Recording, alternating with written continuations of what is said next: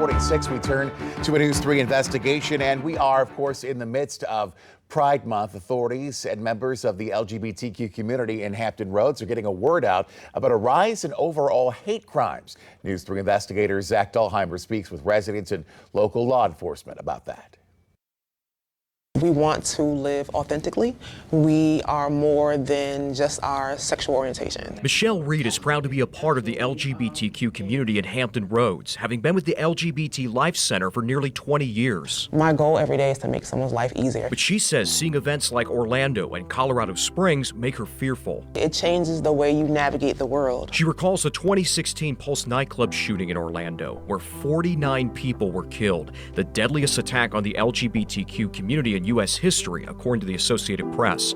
Last November, a suspect was accused of killing 5 people inside the gay nightclub Club Q in Colorado Springs and charged with murder and hate crimes. Reed says their office has received calls for counseling after events like this. There is an increased anxiety. Those type of events can cause someone to stay in the closet and to be fearful and to just close areas of their life that they shouldn't have to. No one should live in fear of, being assaulted or having an act of violence committed against them based on how they identify. News 3 sat down with the FBI about how they're keeping track of hate crimes being reported in Hampton Roads and across the country. According to FBI Norfolk, a hate crime is defined as some type of criminal activity combined with an offender's motivation based on a bias. A bias can be a variety of things from race, sexual orientation, age, disability, etc. This year, the Bureau released their nationwide hate crime statistics for 2021, noting a rise of about 12% in reported hate crime incidents compared with 2020.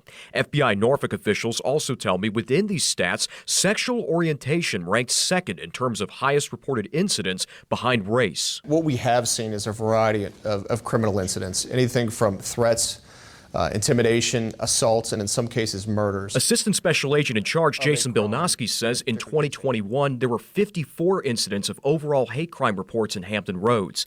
He says what's also concerning are those that are underreported. Which is why we need the help from the public in bringing these allegations forward. When one individual may be targeted by a hate crime, it has an impact and it harms sort of the entire community. The Anti-Defamation League says they're working with other groups to help the LGBTQ community and believe it's important to have a heightened sense of awareness during Pride Month. Anytime you have this narrative out there of conspiracy theories and stereotypes, it can lead individuals or groups to target events. As for Reed, she hopes others will live out her goal. To make someone's day a little bit easier. And so it doesn't take a lot. It may take saying, hey, how are you doing? It may be giving someone $1. It may be holding the door for someone. I just wish it applied to regardless of demographic. Now, Bilnoski says if you believe you've been a victim or have witnessed a hate crime, to contact the FBI at 1-800-CALL-FBI. Now, aside from their counseling services here at Hampton Roads, Reed says you can also reach out to the LGBT National Hotline. That number